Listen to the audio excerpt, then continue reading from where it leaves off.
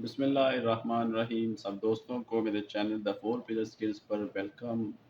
वो तमाम दोस्त जिन्होंने इंस्पेक्टर इन रेवेन्यू के लिए अप्लाई किया हुआ है और they are very much confident कि वो लोग इंशाल्लाह ताला आगे सिलेक्शन तक जाएंगे और डिपार्टमेंट का हिस्सा बनेंगे। एफबीआर में as an inspector in revenue वो ज्वाइन करेंगे एफबीआर को।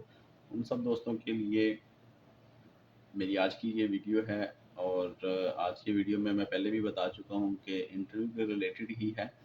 आज की जो मेरी वीडियो है इसमें मैं आपको प्योरली अपना जो एक्सपीरियंस था इंटरव्यू का, कि मेरा इंटरव्यू कैसे स्टार्ट हुआ, उसमें क्या क्या क्वेश्चन पूछे गए और मैंने क्या उनका रिप्लाई दिया, और मैंने इंटरव्यू के बाद क्या खुद को समझा कि मैं वेदर सेलेक्ट होऊंगा या नहीं होऊंगा। इंटरव्यू बहुत एक अहम चीज़ है। इंटरव्यू आपके मेरिट के लिए बहुत एक ज़रूरी चीज़ है। ऑलमोस्ट 1400 लोगों ने इंटरव्यू दिया था और सिर्फ 470 के अराउंड जो लोग थे वो लोग सिलेक्ट हुए थे।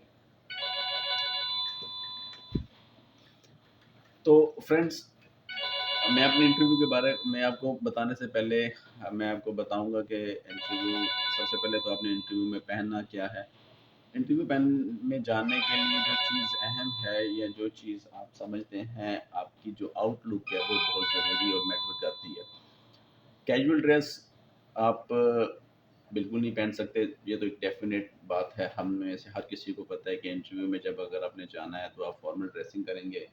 उसमें यह है कि अगर आपने पैंट और शर्ट वगैरह अगर पहननी है तो उसके साथ टाई वगैरह का इस्तेमाल ज़रूर कीजिएगा। और मौसम की मुनासबत से अगर मौसम आप बेहतर समझते हो तो आप ऊपर उसके कोट वगैरह का इस्तेमाल भी ज़रूर करें। बेहतर यही है कि आप मुकम्मल एक टू पीस सूट जो है ना उसको पहन कर जाएँ। इसमें कलर पे आ जाएँ तो कलर बहुत से लोगों की चॉइस कुछ भी हो सकती है, लेकिन मेरा मानना है कि जो डार्क कलर्स हैं like black, dark blue colour और इसके अलावा डार्क ब्राउन कलर, ये बहुत अच्छे लगते हैं इंटरव्यू के दौरान। इसमें आप लाइट कलर की शर्ट यूज़ करें और डार्क कलर की ही टाई इस्तेमाल करें। मैंने जो इंटरव्यू के लिए जो सूट पहना था it was dark blue colour suit with light जो ब्लू शर्ट है, बिल्कुल लाइट कलर उसका, और जो टाई है वो भी डार्क कलर की थी। अब जब इंटरव्यू देने के लिए मैं पहुंचा हूँ लाहौर सेंटर में, मैंने इंटरव्यू दिया था, तो मेरे साथ जो इंटरव्यू का जो पहले ही क्वेश्चन था वो ऐसा हुआ कि मुझे उसका सॉरी करके जवाब देना पड़ा। और मुझे लगा कि ये तो बहुत ख़राब हो गया, मेरा इंटरव्यू तो बिल्कुल ठीक नहीं होगा अब, क्योंकि मेरा पहले ही क्वेश्चन उसने मुझसे पूछा और उसको मैं सॉरी कर रहा हूँ, और वो क्वेश्चन भी ऐसा था जिसके ऊपर मैंने बहुत ज़्यादा तैयारी की हुई थी, और वो था इंट्रो का। एक्चुअली इस तरह था कि जब मैं इंटरव्यू रूम में एंटर होने लगा और इंटरव्यू रूम में मैं बैठा हूँ, अभी मैं बैठा भी नहीं था, और बाहर दरवाज़ा भी पूरी तरह से बंद नहीं हुआ था, और बाहर से जो है ना आवाज़ वगैरह, बहुत ज़्यादा शोर की आवाज़ें वगैरह आ रही थी। तो उसने मुझसे मेरे बैठने से पहले ही क्वेश्चन मुझे कर दिया कि इंट्रोड्यूस योरसेल्फ। अब वो मुझे उसका पता नहीं चला उसने मुझसे क्या पूछा है। तो मैं बैठने के बाद मुझे 1-2 सेकंड मैंने सोचने के बाद मुझे नहीं पता चला कि उसने मुझसे क्या पूछा, तो मैंने कहा सॉरी सर, मैंने सुना नहीं। तो उन्होंने बड़ा इस चीज़ को, मुझे लगा कि जैसे उनको बुरा लगा हो, तो उन्होंने मुझसे इंग्लिश में क्वेश्चन किया था इंट्रोड्यूस योरसेल्फ। तो बाद में उन्होंने मुझे कहा कि अच्छा, अपना तारुफ कराएँ, अपने बारे में बताएँ। तो एकदम से मेरे पे प्रेशर आ गया। अब ये चीज़ मैंने बड़ी अच्छी तरह से जो है ना इंट्रो अपना कुछ 10-20 लाइन का जो था इंट्रो, कि मैंने कहाँ से स्टडीज़ की, मैं क्या जॉब कर रहा हूँ, मेरे सिस्टर ब्रदर्स क्या करते हैं, मेरा किस सिटी से ताल्लुक़ है, व्हाटएवर सो ऑन, वो मैंने सारा एक अच्छी तरह से याद किया हुआ था। लेकिन जब उन्होंने मुझसे वो क्वेश्चन किया तो मुझे नहीं आया और मुझे सॉरी किया, तो मेरे पे एकदम से प्रेशर आ गया। ख़ैर उस प्रेशर में रहते हुए मैंने उसका जवाब दिया। मैं बोल तो रहा था बट मुझे कुछ समझ नहीं आ रही थी कि मैं उस वक़्त क्या बोल रहा हूँ। ख़ैर वो तकरीबन 1 डेढ़ मिनट के जो इंट्रो था वो मैंने जब उसको उनको सुना दिया अपना, तो फिर मैं थोड़ा-सा रिलैक्स हुआ। मैंने अपने आप को थोड़ा सेट किया कुर्सी पे, अपने आप को सेटल डाउन किया बेहतर तरीके से, अब रिलैक्स। फिर मेरे अपने कॉन्फिडेंस को दोबारा से मैंने बिल्ड अप किया। اس کے بعد جو اس نے مجھ سے کویشچن نیکسٹ کیا تھا، اس نے میری فائل اوپن کی. اس دوران مجھے بھی تھوڑا ٹائم مل گیا کہ میں اپنے آپ کو تھوڑا بہتر کر سکوں، مطلب ریلیکس ہو سکوں، کیونکہ ایک جو پریشر تھا ایک دم سے آ گیا تھا، اس کی وجہ سے میری جو آواز ہے وہ بھی بالکل ڈگمگا رہی تھی اور اس طرح. پھر میں نے خود کو اسی دوران ریلیکس وغیرہ کر لیا. اس نے میری فائل کھولی، فائل کھولنے کے بعد اس نے فائل پڑھا اور اس نے کہا اچھا تو آپ نے ایم بی اے کیا ہوا ہے. تو اس نے مجھ سے ایم بی اے کے ریلیٹڈ کوشچن کرنا شروع کر دیا. اس کا جو سب سے پہلا کوشچن تھا، اس نے مجھ سے پوچھا کہ being an H R manager how can you upgrade the production of any organization by using your human resource. جو آپ کا ہیومن ریسورس ہے اس کو، اینڈ جو اپنی اس کے اوپر کاسٹ آتی ہے اس کو کیسے آپ ریڈیوس کر سکتے ہیں. اس کو میں نے ایک تفصیلی آنسر دیا کہ ہم ایسے لوگ جو ہے نا وہ ان کو ڈیپیوٹ کریں کہ ایک تو جن کی سیلری وغیرہ کم ہوتی ہے اور کم ہم سے سیلری وغیرہ لیں. دوسرا یہ کہ ہم ان کی ٹریننگ وغیرہ کروائیں. فردر یہ کہ ہم ان کو پے وغیرہ دیں، ان کو جو ہے اچھی ان کو ہم پرس وغیرہ دیں. تو یہ ساری چیزیں اس کو میں نے بریف کی. فردر جو ایک اس کا کوشچن آیا تھا ایم بی اے کے ریلیٹڈ ہی، اس نے مجھ سے پوچھا تھا کہ آپ کیا سمجھتے ہیں کہ ریلیکس ٹائمنگ ہونی چاہیے آفس کی یا اسٹرکٹ ٹائمنگ ہونی چاہیے، یعنی کہ وہی 9 سے 5 والی آپ سمجھتے ہیں یا کہ ریلیکس ہونی چاہیے کہ آپ بس آئیں 8 گھنٹے کی 7 گھنٹے کی شفٹ لگائیں اور چلے جائیں. تو میں اس چیز پہ میں نے ان کو آمادہ کرنے کی کوشش کی تھی کہ ہمیں اسٹرکٹ ٹائمنگ ہی دیکھنی چاہیے، کیونکہ ایک ڈیکورم بنتا ہے. دوسرا یہ کہ آپ ایسے بھی تو ہو سکتا ہے کہ ایک بندہ جو ہے وہ اگر ریلیکس ٹائمنگ آبزرو کر رہا ہے تو جس وقت اس کو کسی اپنے سینئر باس سے ملنے کی ضرورت ہے یا اس نے کوئی اس سے ڈسکشن کرنی ہے، کوئی آئیڈیا وغیرہ لینا ہے یا شیئر کرنا ہے، تو ہو سکتا ہے اس وقت اس کا باس وہاں پہ اویلیبل نہ ہو. تو اس طرح کی چیزوں کو میں نے اس کو سامنے رکھی، ان کو ڈسکس کیا اور میں نے اس کا آنسر دیا. پھر اس نے مجھ سے تھرڈ کوشچن پوچھا تھا موزیلو ہائرارکی آف نیڈس کے بارے میں بتائیں، وہ کیا ہیں، وہ کیوں ہیں، اور being an H R manager آپ ان کو کیسے دیکھتے ہیں. یہاں پہ ایک اور چیز میں آپ کو بتاتا چلوں، بہت سے دوست جو ہیں نا وہ کوشچن کرتے ہیں کہ جی انٹرویو انگلش میں ہوگا یا اردو میں ہوگا. ایسا کچھ بھی نہیں ہے، کوئی وہ باؤنڈیشن نہیں ہے.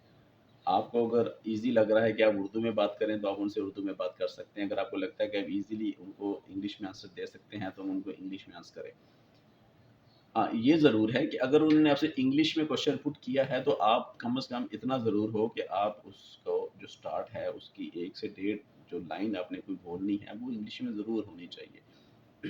جیسے یہ being an H R manager, اس نے مجھے کوشچن کیا تو میں نے اس کا سٹارٹ ایسے ہی لیا تھا کہ sir being an H R manager I would like to first of all I will take the choice and of the people around me, کہ ان کو کیسے لوگ چاہیے.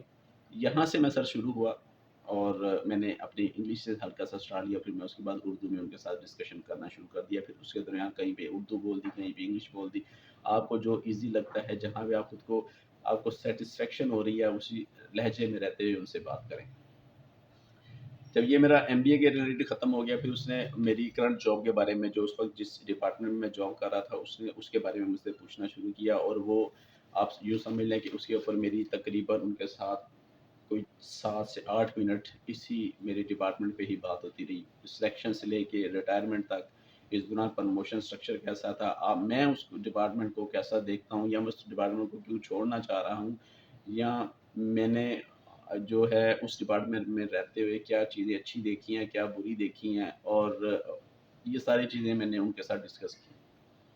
یہاں پہ ایک چیز دیکھتے جائیے گا آپ کہ اگر آپ سے بھی آپ کے کسی ڈپارٹمنٹ بارے میں پوچھتے ہیں تو آپ اگر اس ڈپارٹمنٹ کی کوئی اگر آپ کو غلط چیز لگتی بھی ہے تو اس کو اس انداز میں ہم نے بیان کرنا ہے کہ وہ اس پہ ڈائریکٹلی ہٹ نہ ہو.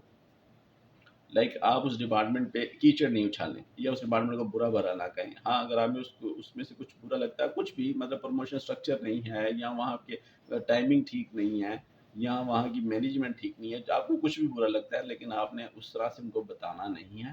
بے شک اگر آپ کو برا بھی لگا تو آپ اپنے انداز میں ہلکا پھلکا ان کو ضرور بتا دیجیے گا کہ سر میں سمجھتا ہوں ایسا ہونا چاہیے، ہاں لیکن وہاں پہ ایسا ہو رہا ہے تو مجھے لگتا ہے کہ سر تھوڑا سا اگر اس طرح ہو جائے تو زیادہ بہتر ہے. یہ جب میرا یہ سینیریو کمپلیٹ ہوا تو اس کے بعد پھر اس نے مجھ سے پوچھا کہ آپ لاہور سے بلانگ کرتے ہیں تو لاہور کے بارے میں آپ کیا جانتے ہیں، لاہور کی کوئی خاص چیز کے بارے میں بتائیں. یا آپ ایک اور چیز تھی جو اس نے مجھ سے لاہور کے بارے میں پوچھی تھی کہ لاہور کے کتنے دروازے ہیں.